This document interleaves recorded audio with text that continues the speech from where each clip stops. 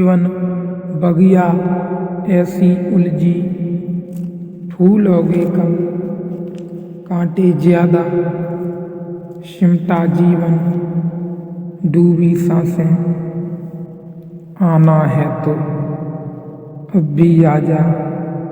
यदि आपने अभी तक अंतिम अध्याय नहीं देखा है तो कृपया करके अंतिम अध्याय देखें, उसके बाद ही इस अध्याय में प्रवेश करें। प्रश्न है, पूर्ण निरहंकार को उपलब्ध हुए बिना क्या समर्पण संभव है?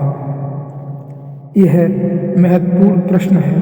पूछने वाला कह रहा है, पूर्ण निरहंकार को उपलब्ध हुए बिना क्या समर्पण संभव है? लेकिन पूछने वाले का मन शायद अनजाने में चालाकी कर गया है। निरहंकार में तो पूर्ण जोड़ा है, समर्पण में पूर्ण नहीं जोड़ा। पूर्ण निरहंकार के बिना पूर्ण समर्पण संभव नहीं है। जितना अहंकार छोड़ोगे उतना ही समर्पण संभव है। 50% छोड़ोगे तो 50% संभव है। अहंकार का छोड़ना और समर्पण दो बातें थोड़ी ही हैं। एक ही बात को कहने के दो ढंग हैं। तो तुम कहो कि पूर्ण अहंकार को छोड़े बिना तो समर्पण संभव नहीं, पूर्ण समर्पण संभव नहीं है। धोखा मत दे देना, धोखा मत ले लेना अपने को। तो सोचो कि समर्पण की क्या जरूरत है। जब पूरे अहंकार छूटेगा और वह तो कब छूटेगा, कैसे छूटेगा? जितनी समर्पण की जरूरत है, जब पूरे अहंकार छूटेगा और तो कब छूटेगा, कैसे छूटेगा? अहंकार छूटेगा उतना समर्पण संभव है।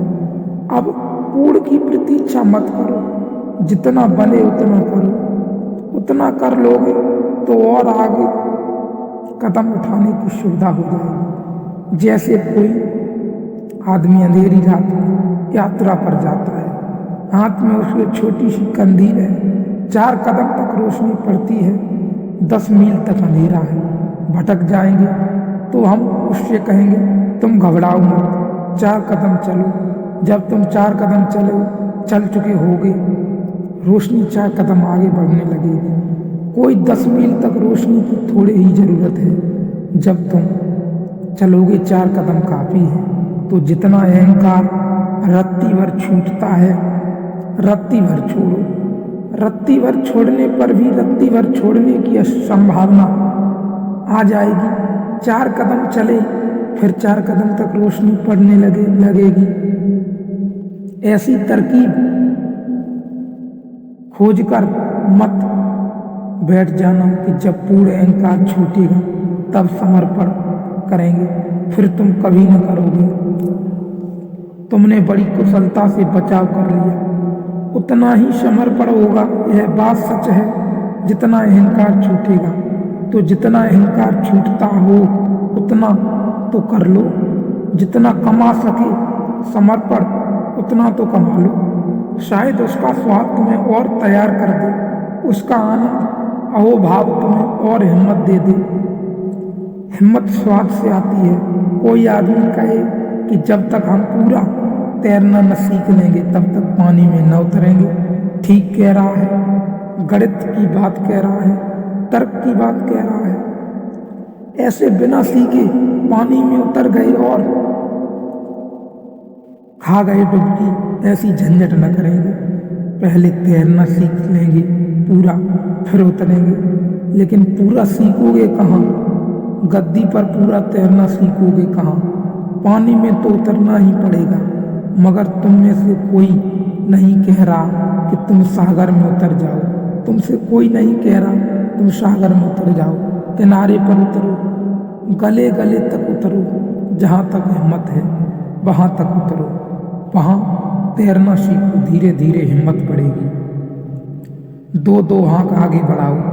सागर की पूरी गहराई भी फिर तैरी जा सकती है। तैरना आ जाए एक बार, और तैरना आने के लिए उतरना तो पड़ेगा ही।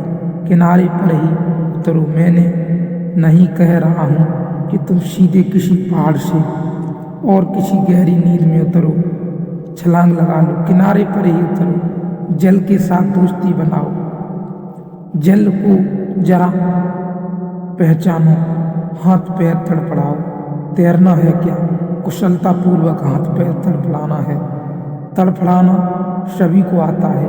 किसी आदमी को जो कभी नहीं तैरा उसे भी पानी में फेंक दो तो वह भी तड़पड़ाता है। उसमें और तैरने वाले में फर्क थोड़ी है।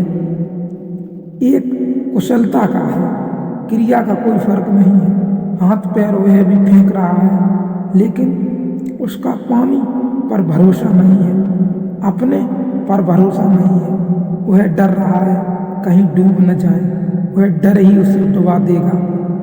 जल ने कभी थोड़े ही किसी को डुबाया है, डर ने ही डुबाया है। यह बात याद रखें और धीरे धीरे सत्य के साथ, शुद्ध साक्षी के साथ एक हों। धीरे धीरे धीरे धीरे धीरे धीरे डुबकी लगाने का मतलब, तैरने का मतलब यही है कि अपने में आरंभ करें, अपने में धीरे धीरे प्रवेश करें, चेतना को अपने अंदर ले जाएं। धीरे धीरे धीरे धीरे, कहीं पानी में नहीं तैरना है, धीरे धीरे तैरने का उदाहरण यही है कि अपने अंदर प्रवेश करें धीरे धीरे, किनारे पर ही सही, एकदम न कूदे, धीरे धीरे लेकिन सत्य के साथ, शुद्ध साक्षी के साथ बहें, प्रेम की धारा के साथ।